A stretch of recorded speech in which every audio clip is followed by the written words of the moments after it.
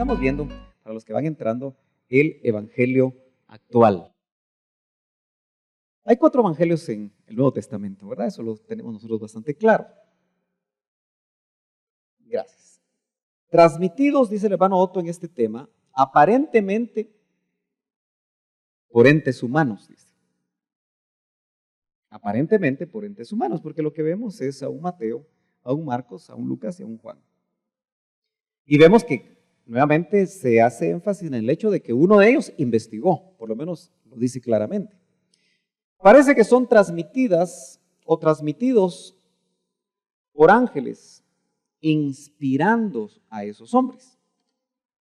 Porque los 4 seres vivientes que se ven en el cielo, ¿cuántos ubican esos 4 seres vivientes en el cielo? Son los que cubren las 4 fases del ministerio de Cristo. Por supuesto, el doctor aquí está planteando tesis de lo que él recibía. Y acuérdese que usted es donde tiene que meditar, tiene que preguntar, tiene que digerir, porque nosotros vemos en Apocalipsis 4 seres vivientes que dice que eran seres raros, ¿verdad? Porque llenos de ojos por dentro y por fuera. Lo relacionamos también con lo que presenta Ezequiel en los primeros capítulos de Ezequiel. Y entonces, cada uno de esos 4 seres vivientes representarían entonces las 4 facetas del ministerio de Cristo. Esa tesis es muy interesante porque tiene alcances escatológicos. Porque cuando vamos a Apocalipsis usted notará que cada uno de estos 4 seres vivientes, cuando se van a abrir los sellos, el primer sello, aparece el primer ser viviente. Y en cierta manera lo explica. Y como eran 4, solo explican los primeros 4. Y el quinto, ya no hay otro ser viviente, ni se repite no empieza otra vez el primer ser viviente y dice voy a explicar el quinto. Cuando el doctor mira que los 4 seres vivientes representan las 4 facetas del ministerio de Cristo relacionado con los 4 evangelios que conocemos, entonces la tesis toma, como le digo, alcances escatológicos porque para él, por eso es que la iglesia novia solo verá los primeros 4 sellos. Porque en el quinto ya no está la novia. Eso es un detalle muy interesante, claro, no estamos ahorita viendo escatología, pero vale la pena recordarlo. Y acuérdense que el quinto sello ya habla de algo muy distinto. Así que los 4 sellos son los 4 jinetes. Por supuesto, están complicados esos 4 sellos, ¿verdad? Si uno lo ve. Bueno, volvamos aquí. Las 4 facetas del ministerio de Cristo vemos primero el ministerio del Mesías, que se explica en Mateo. Luego el ministerio del becerro, que se explica en Marcos. Algo vimos ya de eso, ¿verdad? Ministerio del hombre, explicado en Lucas. Y el ministerio del águila, expresado en Juan. Muy bien, aquí continúa la tesis del doctor. Todos tienen bien claro cuando yo digo tesis, ¿verdad? ¿Sí? Porque esto es tesis en tanto a usted no le sea revelado y forme parte de su propio conocimiento personal revelado por el Señor. De lo contrario, usted solo lo repite. Por eso es que aquellos que tuvimos la oportunidad de oír tantas tesis en el grupo de conformación de doctrina, dentro de ese grupo el doctor nos decía, bueno, aquí hay inmunidad. Pueden decir lo que ustedes tienen en su corazón. Y por supuesto, él exponía una media hora lo que le revelaban. Y nos decía, bueno, ahora bájenme de la moto. Imagínese usted. Pero nos daba oportunidad de hacer preguntas y de no estar necesariamente de acuerdo. Por eso había inmunidad, porque para él era una garantía que un equipo ministerial pudiera examinar su revelación. Y eso lo encuentra usted en Pablo. Pablo dice que el Espíritu, por revelación, le dijo, baja a Jerusalén y les expones. Y vemos que después de exponer dice, bueno, a mí nada me enseñaron. Y Pedro probablemente ahí lo oyó en todo el contenido de lo que él había recibido y entonces hasta al final escribe que los indoctos torcían lo que Pablo había recibido porque era difícil de entender. Bueno, dice, si esto fuera así, ¿qué es esto de que si esto fuera así? Que esos 4 seres son los que están siendo los portavoces de las 4 facetas a estos evangelistas. ¿Serían ellos los gloriosos? Note que aquí le llama gloriosos. Y aunque tampoco es el tema, indudablemente se está refiriendo a esos 4 seres vivientes que estaban inspirando por el Espíritu Santo la revelación del ministerio cuádruple de Cristo. Acuérdense que 4 es universalidad.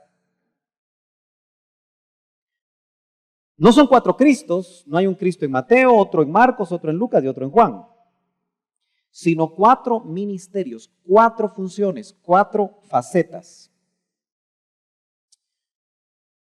Muy bien, veamos el Evangelio de Jesús. Dijimos ya que el Evangelio de Jesús es un evangelio nacional. Él vino a predicarle a los judíos. Eso lo tenemos claro todos, ¿verdad? No salió de las fronteras de Israel. Cristo no salió de las fronteras de Israel y ordenó a sus discípulos que no fueran a los paganos. Aquí me parece que tenemos un verso. Mateo 10:5 dice, a estos 12 envió Jesús después de instruirlos. Note qué importancia es que cuando uno va a predicar haya sido instruido. Ahora, nosotros hemos oído tanta Biblia que yo creo que estamos instruidos, ¿verdad? El problema es que no nos animamos a ir. Va a venir el Señor y todavía usted esperando ir. Diciendo, no vayáis por el camino de los gentiles. Ahí está claro, ¿verdad? Evangelio nacional, el Evangelio de Jesús. Y no entréis en ninguna ciudad de los samaritanos. Había una prohibición. Afortunadamente eso duró un poco de tiempo. Eso fue mientras el ministerio público del Señor se estaba desarrollando. En Mateo 10:6 dice, sino id más bien a las ovejas perdidas de la casa de Israel. El evangelio que trajo Jesús era para las ovejas perdidas de Israel. Y cuando vayáis, predicad diciendo, el reino de los cielos se ha acercado. Yo creo que usted note que el evangelio de Jesús se centraba en el reino de los cielos, que es una operación del Padre. Entonces, qué importante como empezamos a enseñar sobre el evangelio eterno y sobrenatural, basado en este libro que tal vez algunos no conocen, del hermano Otto. Es interesante, hermano, porque vimos desde el principio que el desconocimiento de estas facetas nos pueden hacer a nosotros estar enseñando un evangelio pasado de tiempo.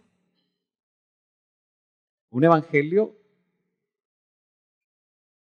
que iba dirigido hacia los judíos.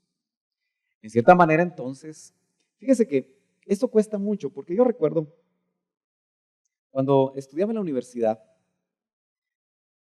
el Señor me permitió evangelizar y formar parte de un grupo de universitarios cristianos de diferentes denominaciones. Usted sabe que formar parte de un grupo con diferentes denominaciones, siendo cristianos, pero todos teniendo como base la revelación del Señor, ¿verdad? Porque no le hablo de sectas, sino le hablo de denominaciones, es decir, bautistas, presbiterianos, pentecostales, metodistas, que a todos ellos nosotros los consideramos nuestros hermanos, ¿verdad?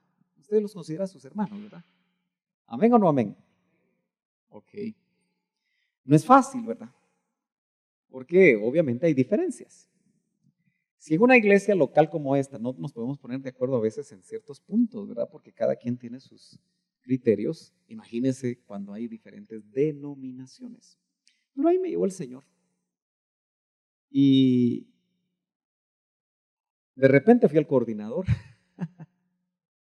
de ese grupo. Y recuerdo que se hablaba mucho acerca del reino. Porque las teologías latinoamericanas, porque quiero decirle que en el ejercicio teológico hay teologías latinoamericanas, teologías europeas, teologías, hasta allá le llaman teología negra, la africana.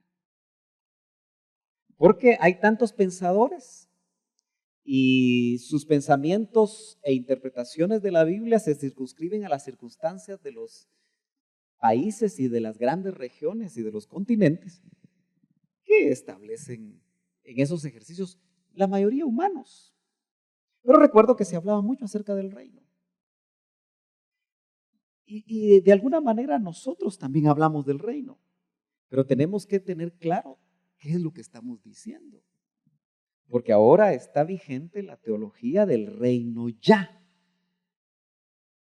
Y si nosotros no tenemos muy claro eso, de repente nos metemos también por ahí, ¿verdad? Y entonces usted de repente va a querer imponer el reino cuando no es tiempo, si el que lo viene a imponer es el Señor, no la iglesia. Sin embargo, tanto católicos como evangélicos en general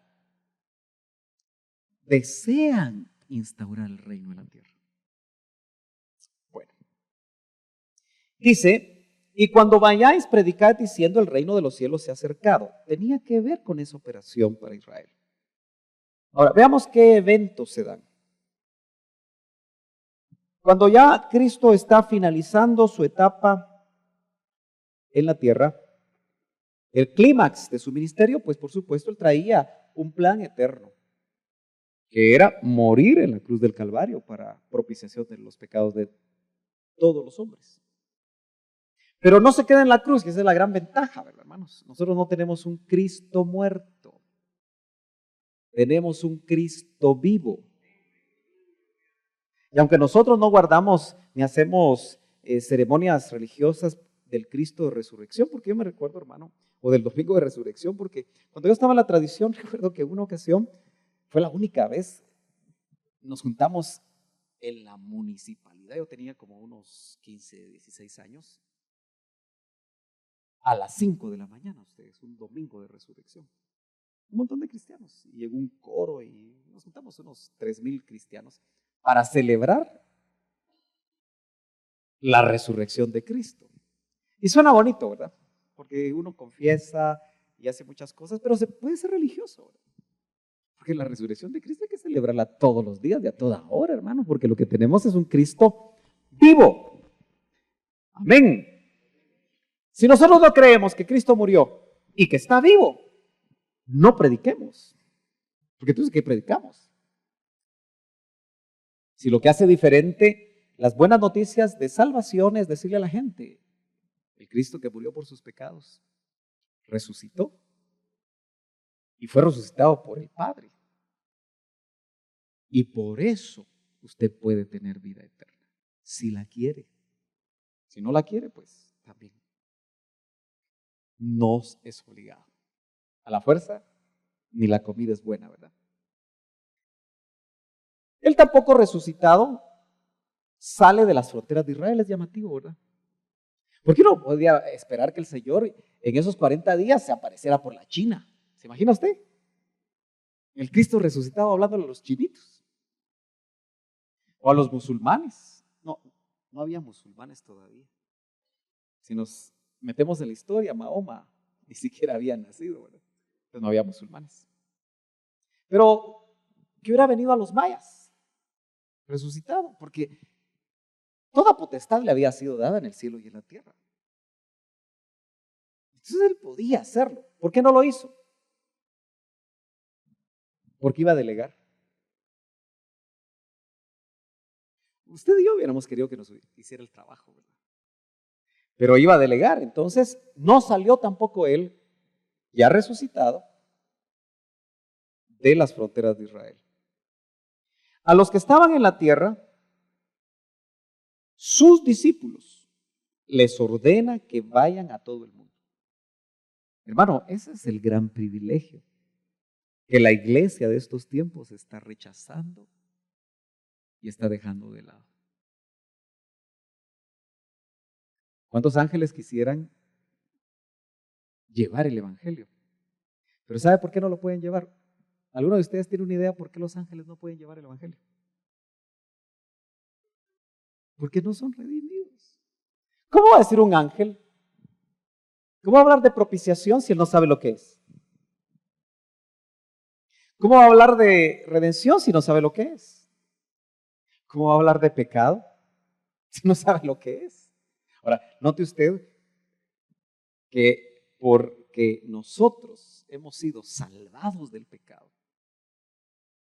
y hemos experimentado la salvación, el gozo de la salvación y todo lo que involucra las buenas noticias, es que el Señor le dice a sus discípulos, y me llama la atención, ¿verdad? No les dice, por favor, Pedrito, por vía tuya,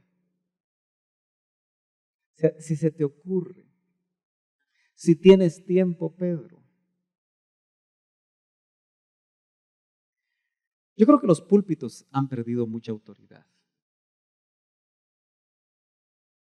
Porque el púlpito de Cristo, que no era de madera, ni púlpito tenía, ¿verdad? Les ordena que vayan a todo el mundo. Y ellos obedecen. Eso sí, les da instrucciones. No salgan hasta que no sean investidos. Entonces a eso le llamamos la gran comisión. Y les dijo, id por todo el mundo. Siempre yo hago énfasis en el id. En nuestro idioma es un verbo conjugado en un modo imperativo. Id, hacer. Eso no permite negociación. Nosotros los hombres somos los que negociamos. Ay, es que yo no tengo el don, hermano. Ay, es que a mí me da vergüenza. Es que esto y es que yo no estudié. ¿Y acaso estudiaron los discípulos del Señor? Pues? ¿No decían los sacerdotes que eran hombres sin letras? Han de haber sido rústicos, eran pescadores. Cuando le daban la mano a un inconverso, le raspaban la mano con las ampollas que tenían en las manos. Amén, hermanos. No hay excusas. Dice, id pues y haced discípulos. Qué importante, hermano, porque nosotros somos Iglesia de Cristo Betel, ministerio en casas con énfasis en el discipulado. Y mientras yo sea pastor acá, seguiré con la cantaleta. Aunque lo diga 20,000 veces, que debemos ser discípulos, no asistentes. Y ojo, uno que es discípulo tiene maestro. Como uno que es oveja tiene pastor. Y eso tiene implicaciones de ambos lados, porque se establece una relación. Todas las veces decimos que el evangelio no es religión, sino que es relación. Pero siempre pensamos en relación para arriba, pero también en relación para abajo. La oveja está vinculada con el pastor horizontalmente, aunque no quiera. Y oveja está relacionada, aunque no quiera. Por eso es un ataque del diablo cuando yo no me relaciono con alguien de la iglesia, porque me cae mal, porque me hizo algo, porque aquí, porque allá, que no sé qué, que no sé cuánto. Porque eso no lo puedes evitar. Iglesia es comunión, iglesia es relación, el evangelio es relación. Pero qué bonito, ¿ah? Relación solo con Dios. Y Juan de una vez se lo baja uno de la moto, ¿va? Porque le dice, ¿cómo puedes decir que amas a Dios a quien no has visto si no puedes ver a tu hermano al que miras? Qué bajada de moto nos da, ¿verdad? Bueno, dice, haced discípulos de todas las naciones, no hay acepción de personas. Antes sí, ¿verdad? En el Evangelio de Jesús. Bautizándolos. Qué importante es el bautismo, ¿verdad? Ya me di cuenta yo que en estos retiros hay unos hermanos bien buzos que se consiguen de esas piscinas, ¿verdad ustedes? Que no son muy caras. Yo voy a conseguir una de esas piscinas y la voy a tener ahí, hermano. Aunque aquí no mucha gente se convierte, ¿verdad? Es algo que a mí me preocupa. Porque siempre he dicho que una iglesia que no evangeliza es una iglesia enferma. Y de repente estamos, ojalá que no estemos desahuciados, ¿no? Ustedes. Estamos enfermitos. Porque la vida de la iglesia es ir y hacer. No dejaron otra cosa, hermanos amados. Y si nuestras actividades y todo lo que nosotros hacemos no redunda en el ir de hacer, estamos equivocados. Casi siempre tenemos coinonía de los grupos, ¿verdad? Paseo para aquí, paseo para allá, coinonía para aquí, coinonía. Y casi nunca evangelizar aquí, evangelizar acá, evangelizar allá. No sé cómo le fue a Daniel. ¿Hubo quórum o no hubo quórum? No, ¿verdad? Daniel se lo llevaron a México a estudiar, encontró una iglesia con fuego, porque en México hay fuego. Y venía con, ¿cuántos tratados trajo? Bastantes tratados. Y quería evangelizar en Semana Santa. Por eso les pregunto si hubo quórum. Me imagino que a quienes les dijo querían ir a comer, porque eso es lo que nos gusta. Vamos a comer mucha, vamos al cine. Vamos a esto, vamos a lo otro. Y así se nos pasa la vida. Y no estoy regañando, mejor enseño. Pero hermano, es que tenemos que despertar. Muy bien, bautizándolos, porque el que cree hay que bautizarlo. A mí me dice que hermano se quiere bautizar a alguien. Tenemos una piscinita ahí de esas inflables, no sé de cómo le vamos a hacer, ¿verdad? Al agua pato. Que no lo estés, no. Siempre piensan, hay un río. En un río se puede ahogar, están contaminados los ríos, hermano. De repente cuando usted sale pasa un submarino amarillo ahí. Y si traga agua, le da una mediasis como la que me dio a mí. Bueno, no. ¿Qué impide que yo sea bautizado? Solo que tú creas en el Señor Jesucristo, aunque sea uno. Eso es vida.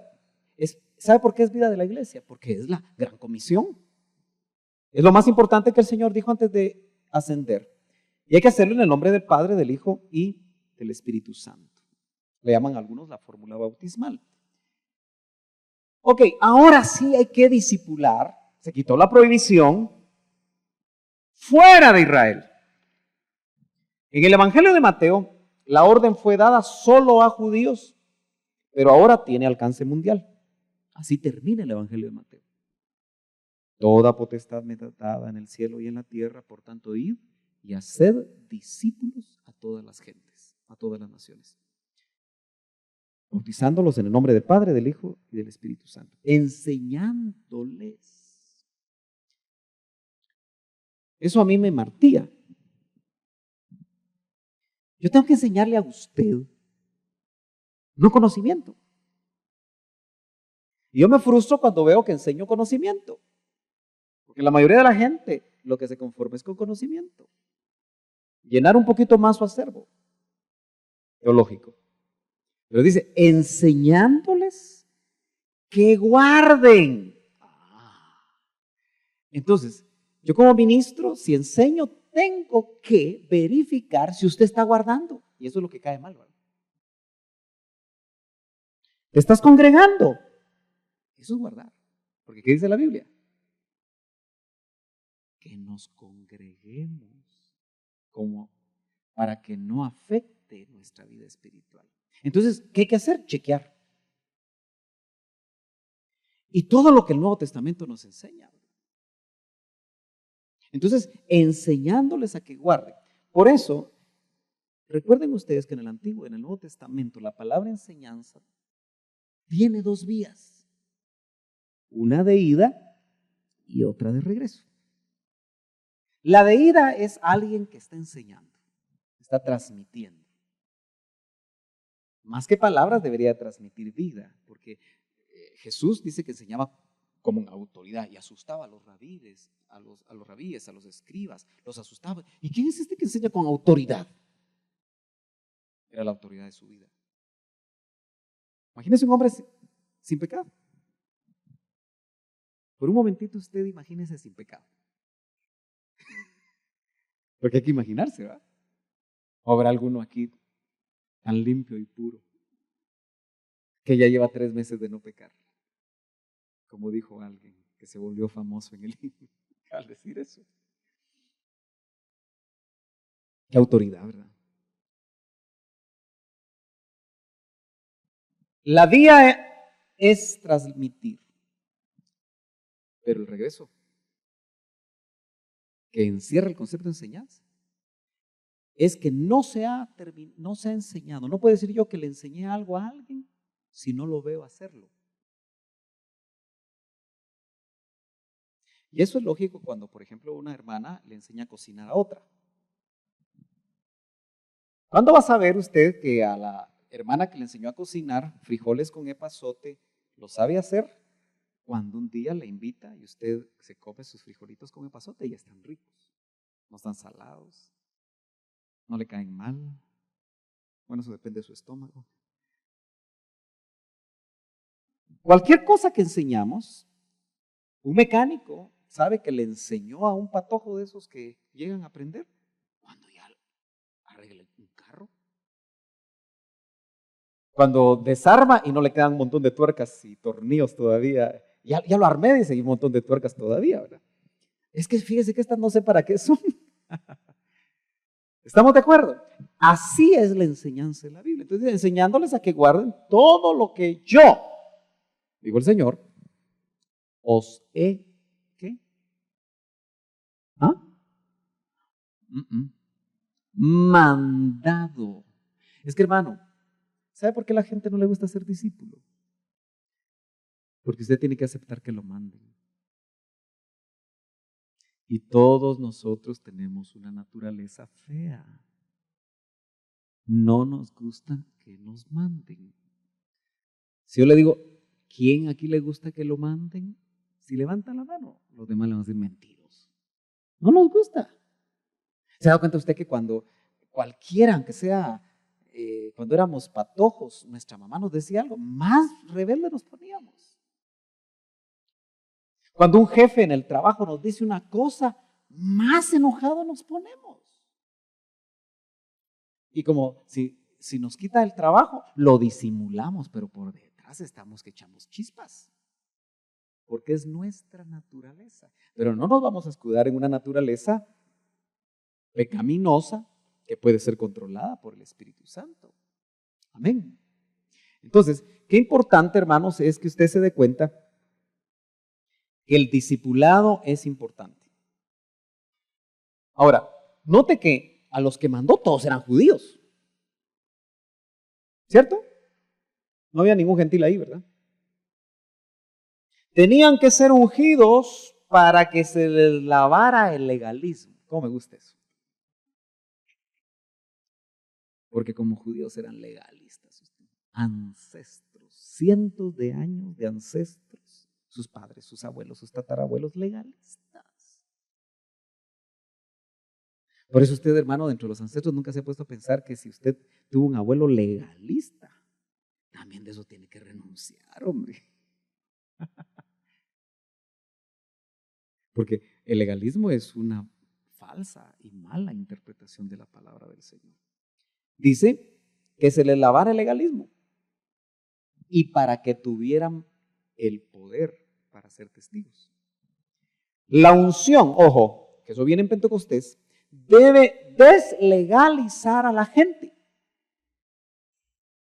En otras palabras, mis hermanos, la unción del Espíritu Santo es necesaria necesaria.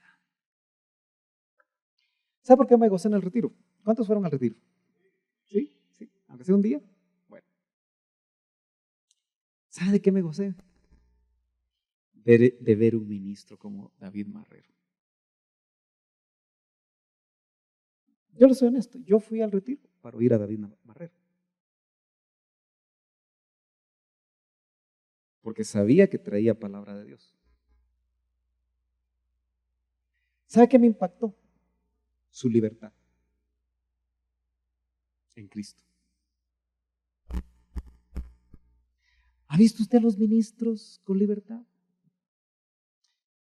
Y una vez me eché unas mis vueltas aquí en los movimientos de alabanza, ¿verdad? Nadie me siguió, recuerdo. Más de alguno, hoy sí se chanfleó el hermano pastor, ¿sabe qué le está pasando? En blanco no comió.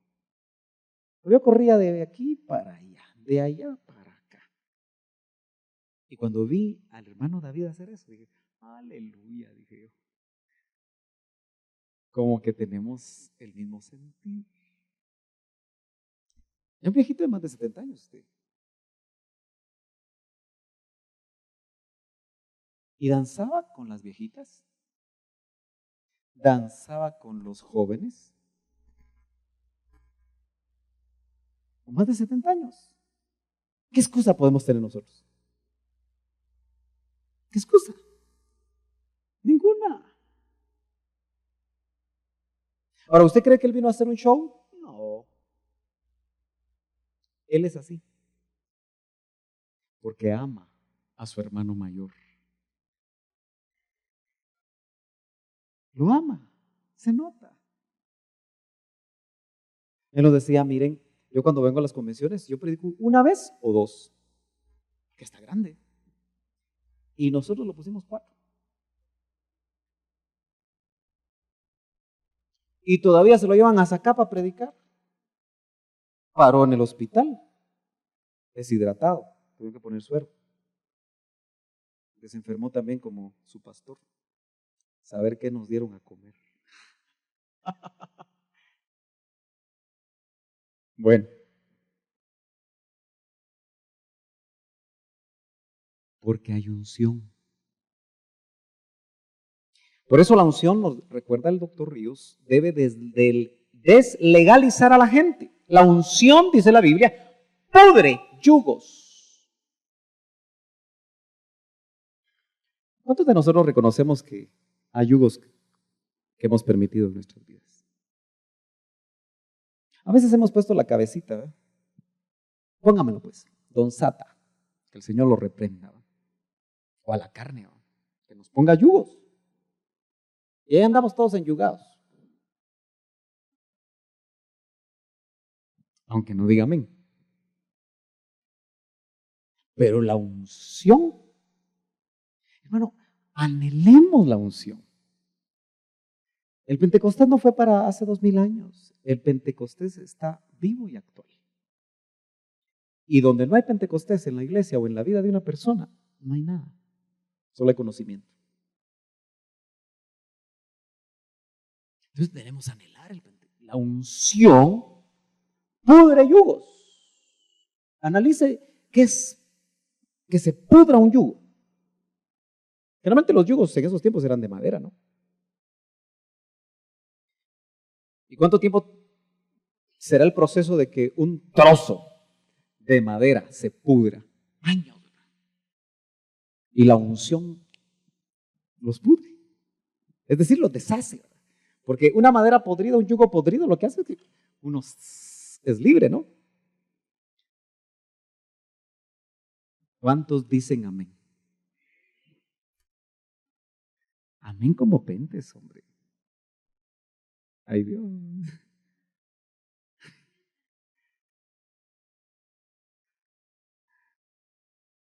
¿A dónde se me fue el resto del retiro usted? ¿No se me fue a meter a otro lado? La promesa y el equipamiento. Hechos 1:8. Pero recibirán poder, promesa y equipamiento, cuando el Espíritu Santo venga sobre ustedes.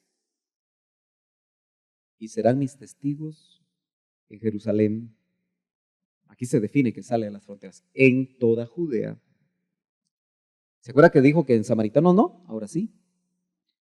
Y hasta los confines de la tierra, ahí está Chapinlandia. Gracias a Dios que no dijo, no vayan a Chapinlandia. Son demasiado paganos.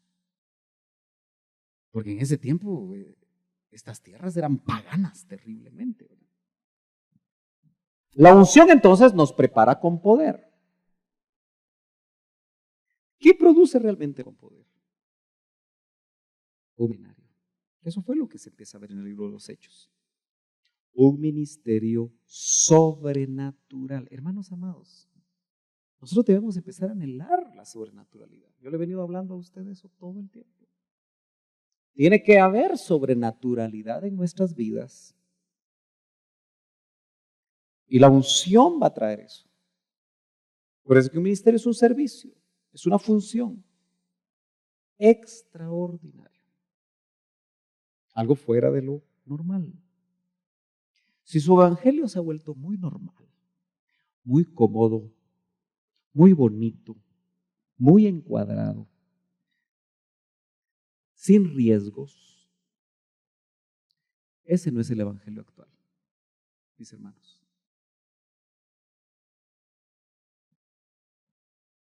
Sigamos.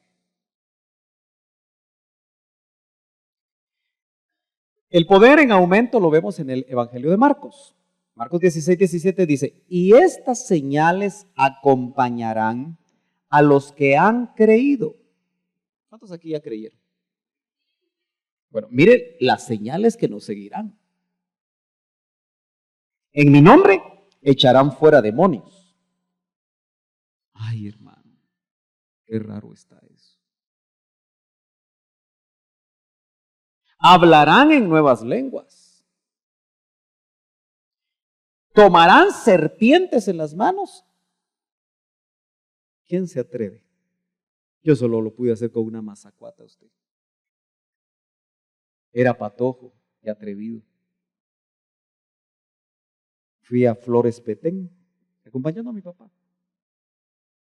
Y los dibujantes de los arqueólogos que estaban haciendo excavaciones en Mundo Perdido, hace un montón de años. Su mascota era una mazacuata, usted como de 1,5 metros, de este grueso. Y como uno sabe que las mazacuatas no tienen veneno, ¿no? Pero sí muerden. ¿No?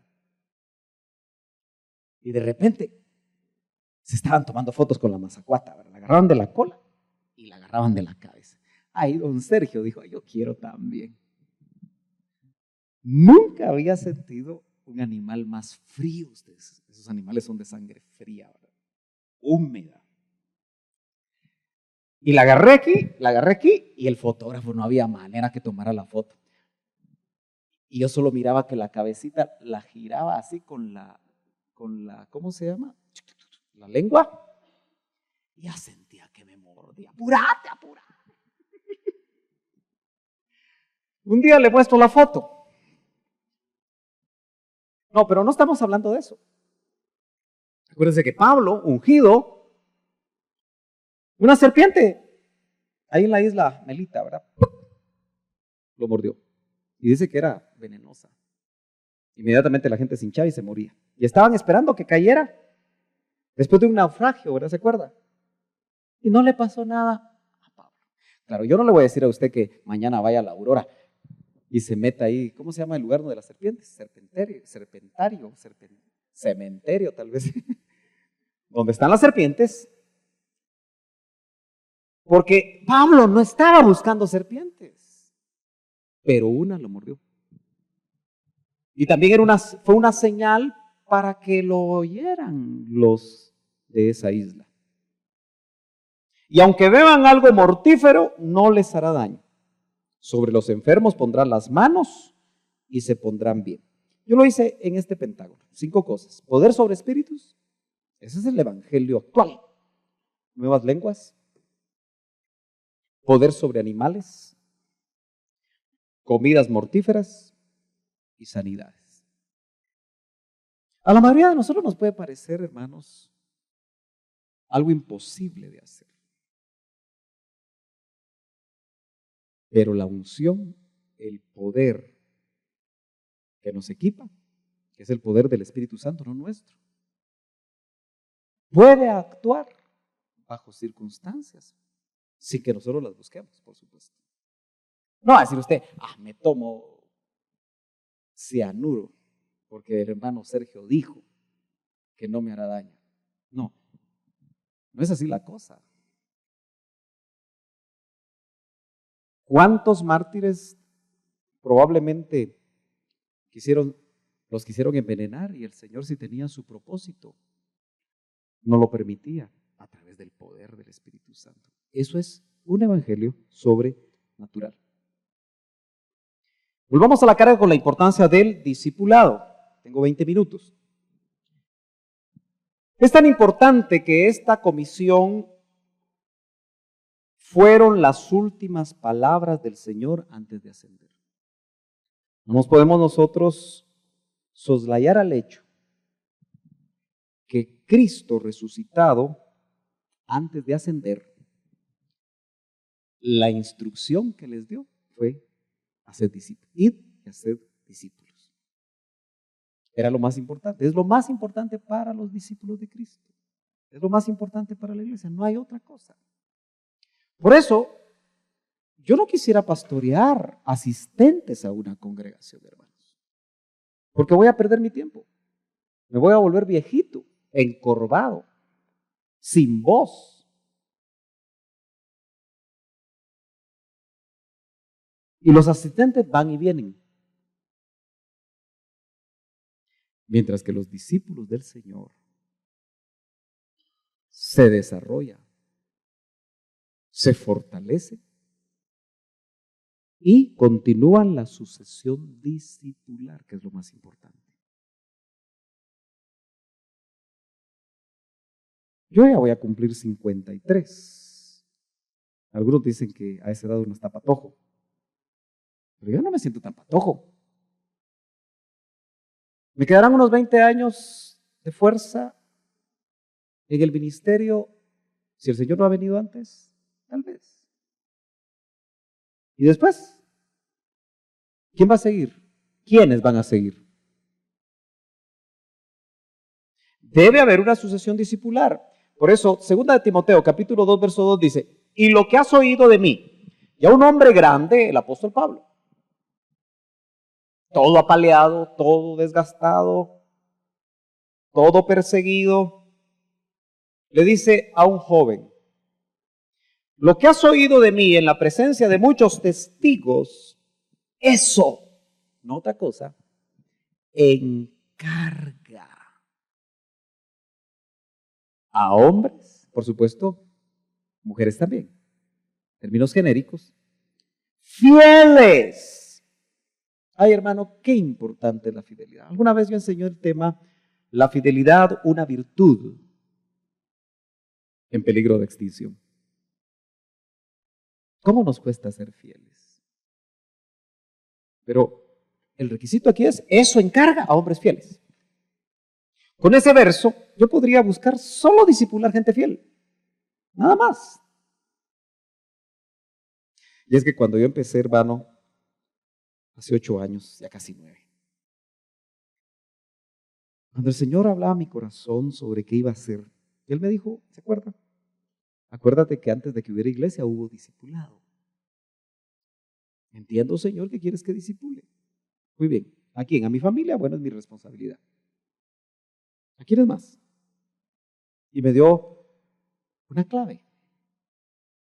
A los que están en sus casas, ¿ve? Que no tienen iglesia.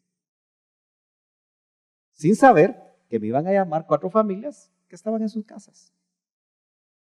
Y entonces, ¿cuál era la contraseña cuando me llamaban? Hermano Sergio, ¿qué está haciendo? Aquí tranquilo.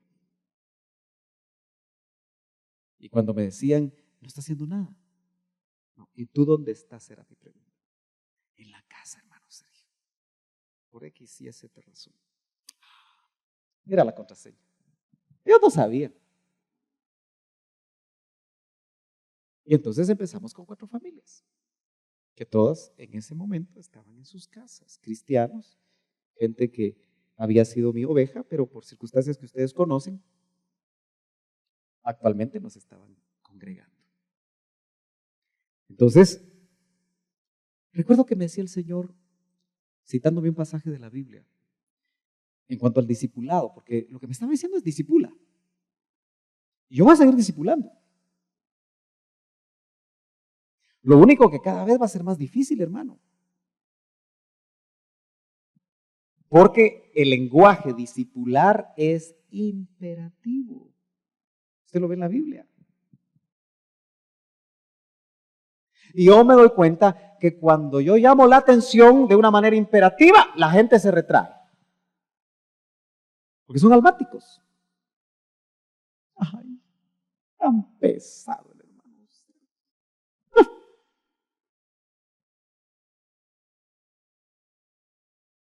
Incluso lo que acabo de hacer a alguien le cayó mal. O a más de alguien. Porque somos almáticos, hermano. Es una prueba de que somos almáticos. Solo sentimientos. Y debemos ser neumáticos. Ay, ahora me está hablando de llantas. No, hombre. Hoy en la mañana yo meditaba. Porque neuma es espíritu en griego. Yo decía, Señor, ¿qué es ticos? Son dos palabras, neuma, ticos. Neuma, ticos. Señor, ¿qué es ticos? Pero yo quería que Él me lo dijera, no ir al diccionario. No me lo dijo. No son los ticos los de Costa Rica, ¿verdad? No estoy hablando de los ticos de Costa Rica. Estoy hablando de T-I-K-E-O-S, ticos, neumáticos. Son dos palabras, es una palabra compuesta de dos. Neuma, espíritu, ticos. Y suena como neumáticos, como dicen en México, ¿verdad? Las llantas, los neumáticos. ¿No? Y eso se traduce en nuestro idioma, en la Biblia, espirituales.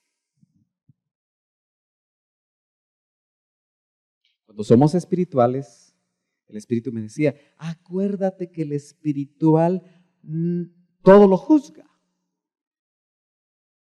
Hermano, yo hoy más que nunca quiero ser espiritual y no almático. Quiero ser un ministro espiritual y no almático.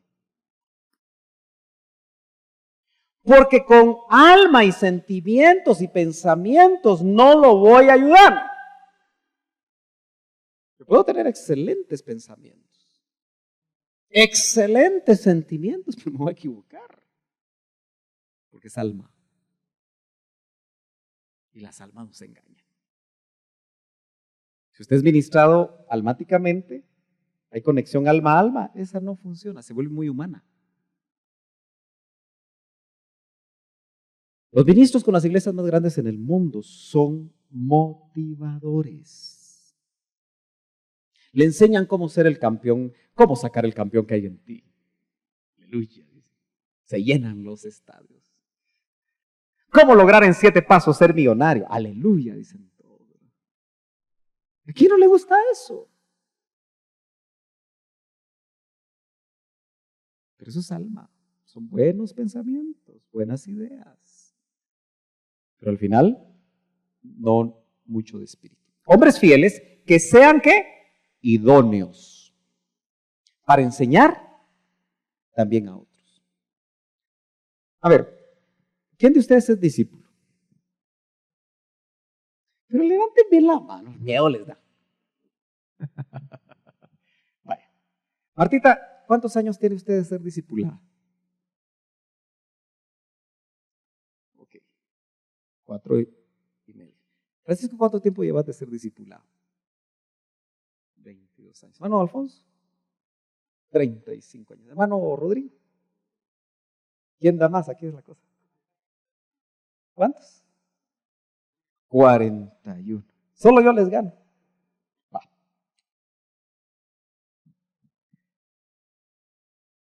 ¿Cuánto tiempo se necesitará siendo uno discípulo para discipular a otro?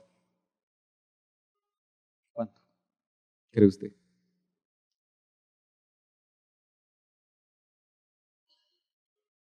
Sí, pero ¿cuánto tiempo?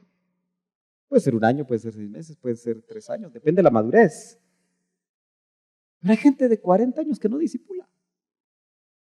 Entonces la sucesión discipular que está en ese cuadrito amarillo ahí, vertical, no se da. Yo le llamo deuda discipular. Porque a mí me discipularon. Entonces yo tengo que dar de gracia lo que de gracia recibí. Jóvenes, ustedes están siendo discipulados. ¿A quién van a discipular? Ya deberían de tener a alguien discipulado.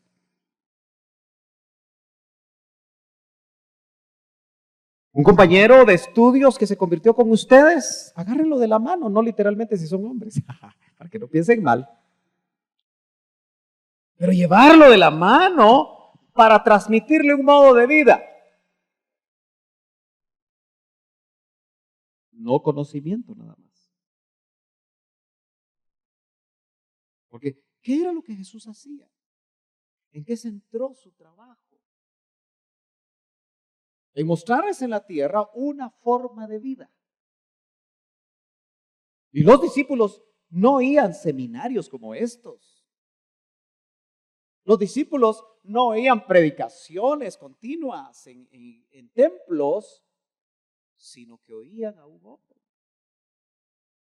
Pero más que oírlo, lo miraban actuar.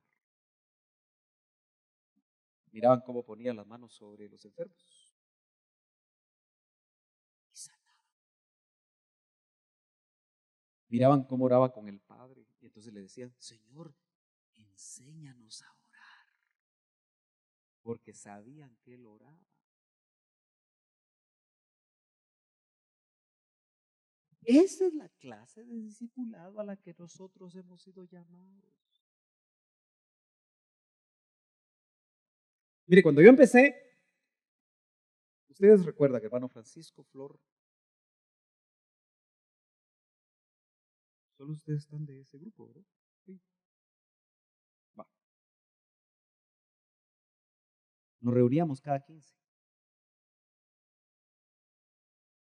¿Recuerdan? Hace un año, ¿no? Un domingo sí, un domingo no.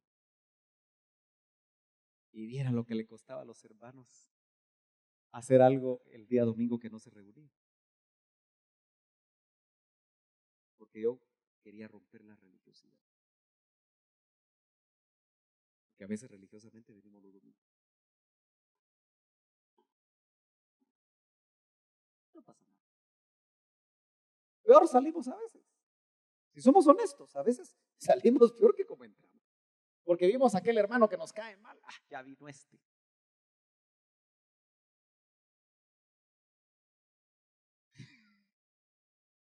Y alabamos, cerramos los ojos, cruzamos las piernas, saltamos, hacemos, pero nos cae mal el que está allá.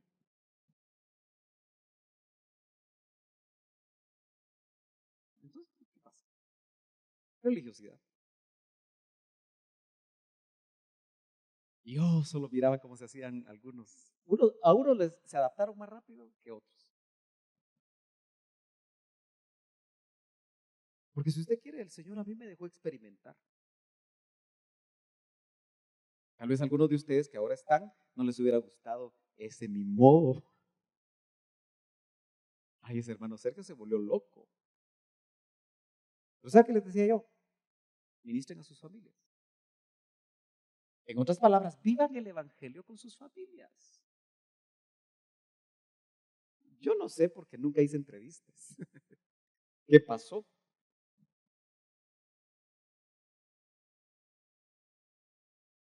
Pero queríamos romper con lo religioso. Porque acuérdese que la relación con Dios es todo el tiempo.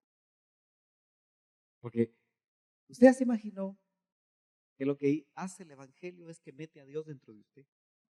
Por eso el doctor Ríos decía, mi pastor decía, discípulo de él, por eso lo repito, decía, y lo creo, ¿qué es el evangelio? Un hombre metido dentro de otro. Así que si usted no siente al hombre que está metido dentro de usted, de repente todavía no le ha amanecido. Pero es el perfecto hombre. Es Jesús, es Cristo, que se metió en usted. Si usted lo dejó que entrar, ahí está. Y además de eso tenemos el Espíritu Santo. Y por eso continuamente nos están yendo a la mano. Eso no. Eso sí. Cuidado. Si usted no oye esa voz interna, que no es su conciencia, que le está diciendo, "No, cuidado, esa patoja está demasiado atractiva, te va a hacer caer. Date vuelta. Huye de las pasiones juveniles." Y esas pasiones juveniles agarran a los más viejos.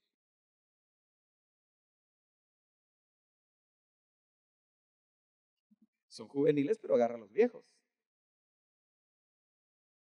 Y soy feo, pero también a las viejas, ¿verdad?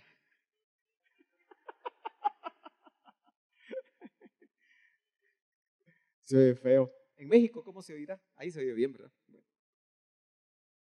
Dos palabras importantes. Encargar. Eso encarga. Hermano, esta Biblia yo la amo porque es la única Biblia que mi pastor me dejó. Está anotada por él. No se vale. Aquí está su letra. Y muchos dirán, ay, ese es hermano. No, pero ahí está la letra. Dice, la Biblia en el idioma que habló Jesús. Y me puso aquí, si crees estas palabras, síguelas. Mire qué frase. Si crees estas palabras, síguelas. ¿Qué mensaje? ¿Qué consejo de mi maestro? Porque en la sucesión discipular, acuérdese, Jesús resucitado no mandó ángeles. Aunque su resurrección estuvo flanqueada por ángeles, ángeles enseñándole, hablándole a María Magdalena, hablándole a mucha gente, pero no llevaron el mensaje a los ángeles. Fueron más doctrinas y revelaciones ministeriales para fortalecer a los que iban a llevar el mensaje.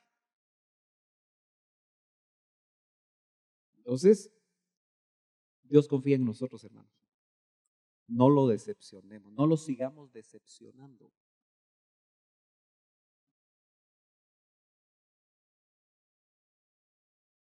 Esto para mí es muy preciado. Entonces, si yo se lo encargo a alguien, le voy a decir, cuídalo con tu vida. Pero mejor no.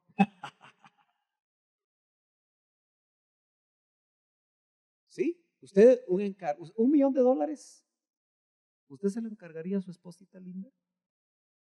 Depende. Si es una excelente administradora y le va a sacar el jugo, usted se lo da. Pero si es terrible con la plata, usted sabe que en un año le va a alcanzar. Y dice, eso encarga a hombres fieles.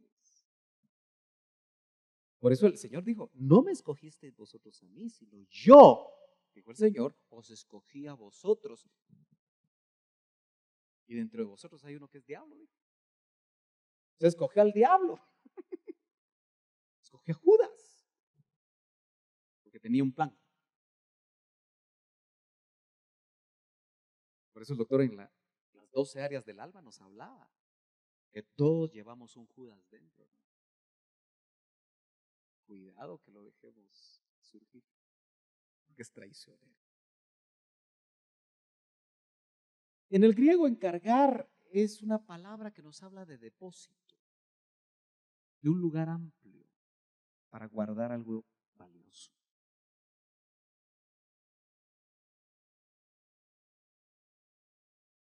Yo espero estar encargando y que usted tome lo que se le está encargando como algo valioso. Y la palabra idóneo, que es competente. Eso encarga a hombres fieles que sean competentes. Hermanos amados, debemos ser competentes. Sigamos. Hablemos un poquito del depósito. Mire, en 2 de Timoteo, capítulo 1, verso 12, dice, por lo cual también sufro estas cosas. El evangelio es sufrido, hermano. Si usted anda buscando un evangelio que no hay sufrimiento, acuérdese del tema del hermano Marrero, el último tema, que yo no lo oí porque estaba enfermo, pero lo oí por radio. Ya iba para el retiro cuando no me dejó el mal de camioneta. pero lo oí por radio. Él habló de la gloria del sufrimiento. Amén. Los que llegaron, porque ya el sábado muchos de ustedes tal vez se dieron feriado. Pero los que llegaron o lo oyeron por radio, la gloria del sufrimiento, el poder del sufrimiento. Tremendo mensaje, ¿verdad? Yo quiero hacer una síntesis de lo que él enseñó para enseñárselos, para ampliarlo. Porque ese hombre traía remas, hermano.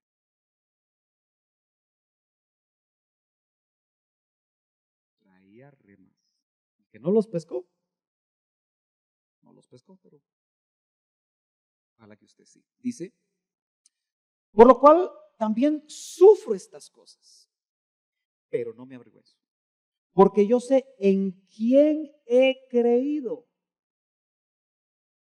Eso es lo importante. Y estoy convencido que es poderoso para guardar mi depósito. Que nos dan un depósito. Que el Señor nos ayude a guardar. Hasta aquel día. En el discipulado nos están encargando algo. Que tenemos que ser fieles con eso que nos encargan. Siempre en 2 Timoteo, el verso 14 dice, guarda el buen depósito. El buey viejo, le dice al buey joven, Timoteo, por el Espíritu. La única manera que se puede guardar es por el Espíritu Santo que habita en nosotros. El buen depósito. Si me está entendiendo, hermano, usted tiene que saber que ese depósito vale más de $1 billón.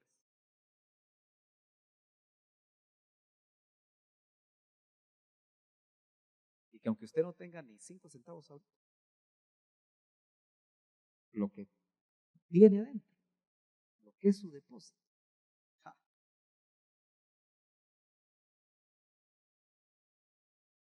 Porque dice, muchos interpretamos mal los versos. Cuando dice que Jesús se empobreció o se hizo pobre para enriquecer a muchos. La teología de la prosperidad, ya sabe usted cómo lo interpreta. Porque Cristo se empobreció para que yo sea millonario. Claro, eso es lo que le gusta al alma. Y no estoy en contra de la prosperidad, porque el Señor anhela que seamos prosperados en todo. Pero así como prospera nuestra alma. Y el alma va a prosperar con el buen depósito. Es espiritual. Por eso el Espíritu Santo es el que lo cuida. Amén. Hermano, yo siempre le decía a mis hijas, miren, yo no vine a hacer plata a la tierra. Usted sabe que yo soy ingeniero, tengo una empresa. Dios me permitió y me ha permitido hacer muy bonitos proyectos. ¿Dónde he ganado dinero? Recuerdo que mi padrino de boda, que tiene una constructora enorme, que yo ayudé a formar, solo que no me hizo socio.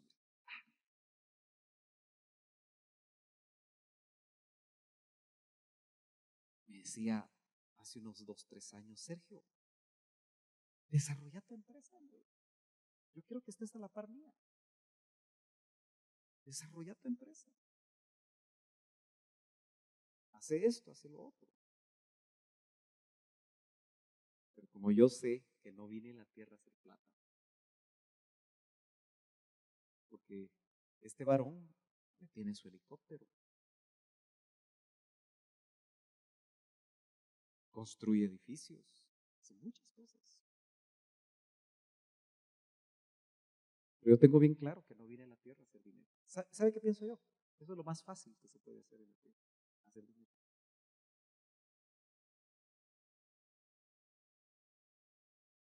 Pero cuando uno sabe que uno trae un programa para hacer tesoros allá arriba.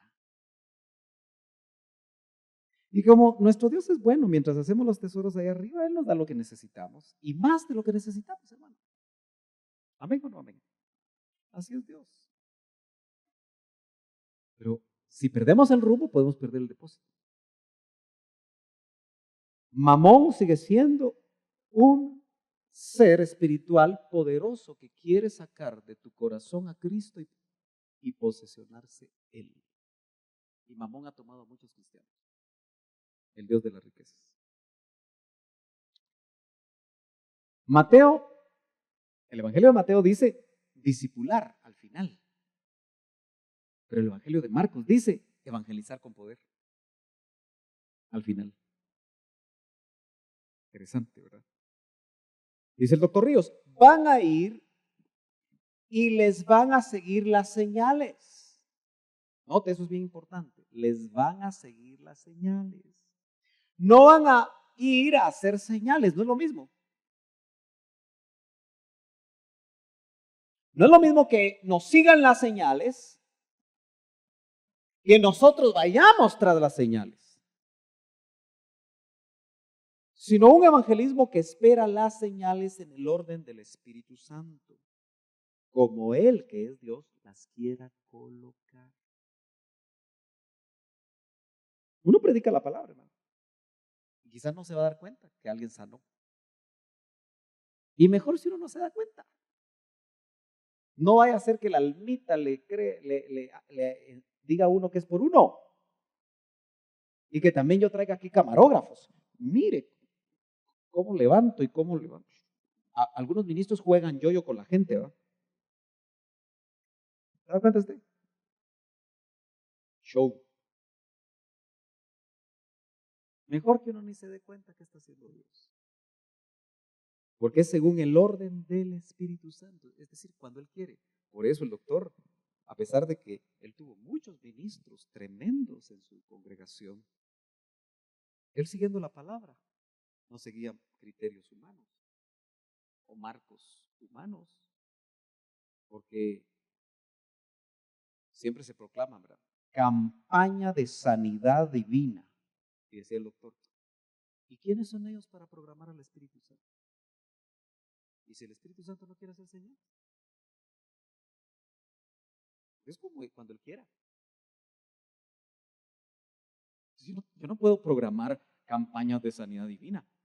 Entonces decía, con un poco de sarcasmo, ¿por qué no organizamos una campaña de santidad divina?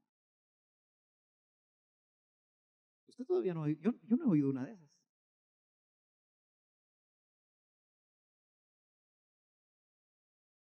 A mí el Señor me dio el tema del retiro, un llamado a la santidad. Lástima que pocos hablaron de la santidad. Gerson fue muy puntilludo para hablar de la santidad. Muy puntilludo. ¿Y sabe de qué me alegra? Que es joven. ¿Quiénes fueron aquí al desayuno de jóvenes? 200, casi 300 jóvenes subieron a las 6 de la mañana del sábado. Me gozo porque los jóvenes dicen que de aquí. Yo pregunté, ¿quiénes fueron? ¿Qué quería ir a ver? ¿Quiénes iban a ir? Y los que no fueron se lo perdieron. Y les habló de santidad. Les habló de sexo, ¿verdad? De cómo cuidarse. Y ese muchacho tiene un doctorado en griego. ¿Qué tal? Tremenda, tremenda.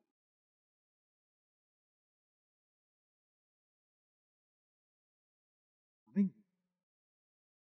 ¿Por qué, hermanos amados?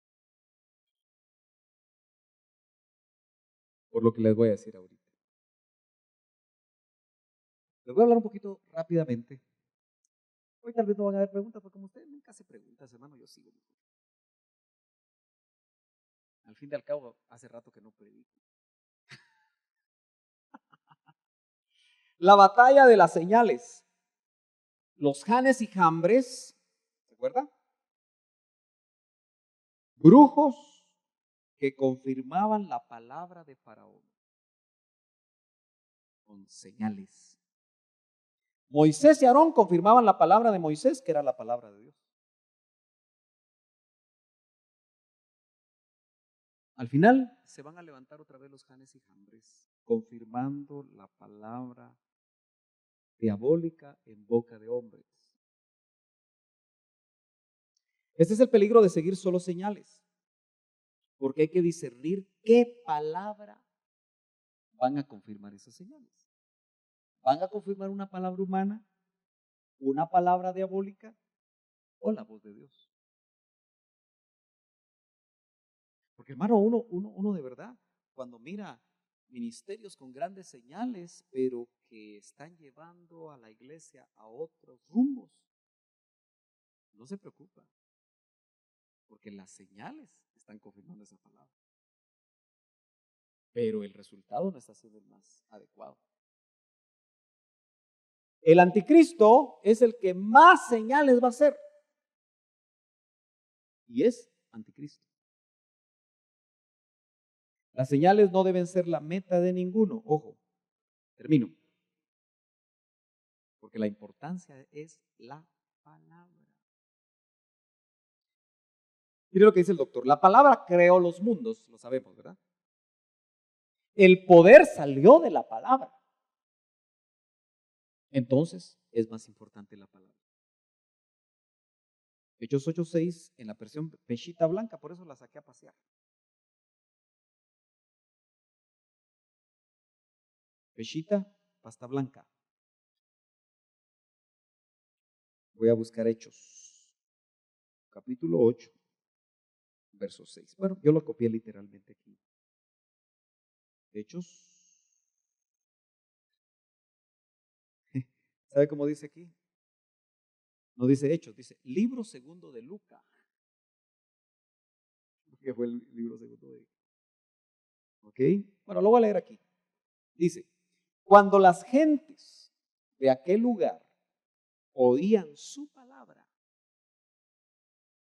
escuchaban con mucha atención lo que decía Felipe, el evangelista, aquel diácono de Hechos 6.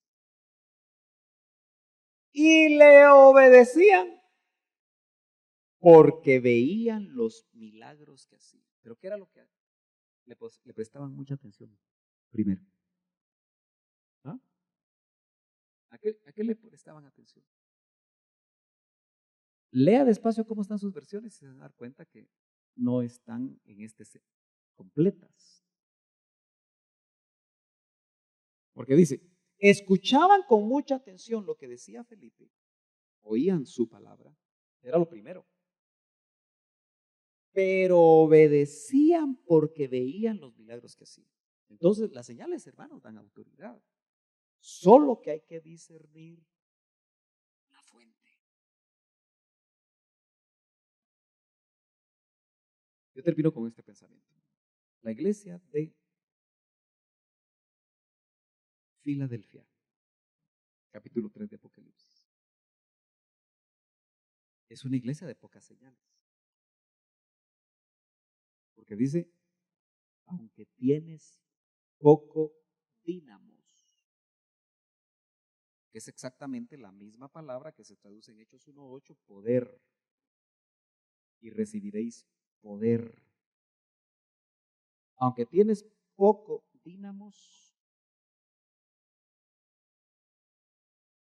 has perseverado en mi palabra.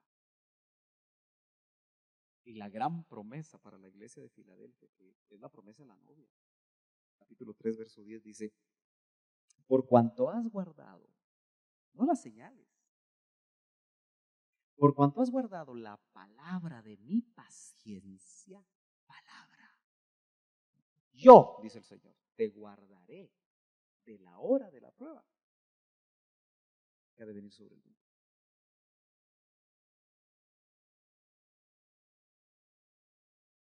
Este presidente norcoreano de menos de 30 años tiene en vilo al mundo, ¿verdad? Con su gran boca. Hoy salió diciendo que ya tiene autorización para lanzar el primer ataque nuclear a Estados Unidos. Y no se va a asustar usted de que lo haga, con las consecuencias que eso va a traer. La Tierra no ha visto un ataque nuclear desde 1945, me parece, cuando termina la Segunda Guerra Mundial, con ojivas que mataron en 2 golpes asestados miles de personas. Cuando la tecnología de la nuclear, llamémosle así, no estaba tan desarrollada. Hermano, usted se puede levantar mañana oyendo de que ya hubo un ataque. Claro, Estados Unidos tiene suficiente tecnología para evitar eso. Pero eso significa una declaratoria de guerra. Corea del Norte tiene a China en las fronteras, y como dijo ya alguien, porque Estados Unidos no va a amagar. Y Estados Unidos va a tomar la península coreana. ¿Y usted cree que los chinos van a querer tener a Estados Unidos en su frontera? Así que detrás de Corea del Norte está China y está Rusia. ¿Qué tan cerca puede estar la batalla de Gog y Magog, profetizada en Ezequiel 39? Quizá más de lo que nos imaginamos. Y nosotros seguimos como estamos, hermano. Vamos a esperar unos bombazos. Y me parece que los vamos a ver, hermano. Claro, usted dirá, ay, aquí mi lugarcito donde yo vivo, no me va a pasar nada. Pero acuérdese usted que estas cosas tienen enormes repercusiones. Y por eso dice la palabra, que solo quien guardó la palabra será guardado. ¿Ya notó? Solo que guardó el depósito será guardado. ¿Y quién es el que enseña a guardar? Un discípulo a otro. No a saber. Usted ya debería de irse quitando la idea de que saber lo va a salvar. Porque nadie que sepa de pe a pa la Biblia o el plan salvador que la Biblia indica se va a salvar por conocimiento.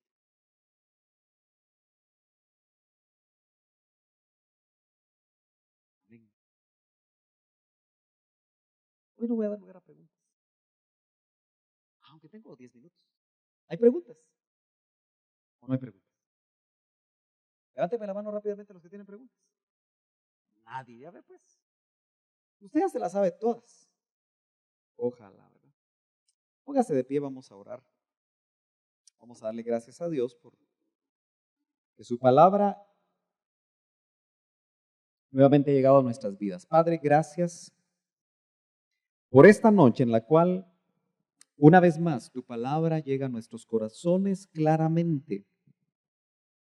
Te pedimos, Señor, que seamos sensibles, que no haya ningún estorbo en mente, corazón, alma, Señor, que no nos permita reflexionar sobre la palabra que hemos escuchado. El evangelio que está vigente es un evangelio poderoso. Por eso Pablo decía que es poder de Dios para salvación a todo aquel que cree y que por eso no se avergonzaba. Y nosotros, Señor, no nos avergonzamos de ese evangelio. Puede parecer locura a los que se pierden, pero es sabiduría de Dios para los que se salvan. Padre, te pedimos en el nombre de Jesús que esta palabra nos permita seguir reflexionando y haciendo cambios en nuestra vida. Es un tiempo de cambio, es un tiempo de hacer cambios, es un tiempo, Señor, de vivir tu palabra y de disfrutar en medio de la adversidad, en medio de las noticias difíciles en el mundo, con paz y reposo, con seguridad, con confianza. Porque tu palabra dice, cuando oigáis estas cosas, erguid vuestras cabezas porque vuestra redención está cerca. Y nosotros, Señor, estamos irguiendo nuestras cabezas. El tiempo se acaba y nosotros queremos esperarte con la cabeza erguida. Y, Señor, no queremos ser avergonzados cuando tú vuelvas. En el nombre de Jesús. Amén y amén. Vamos a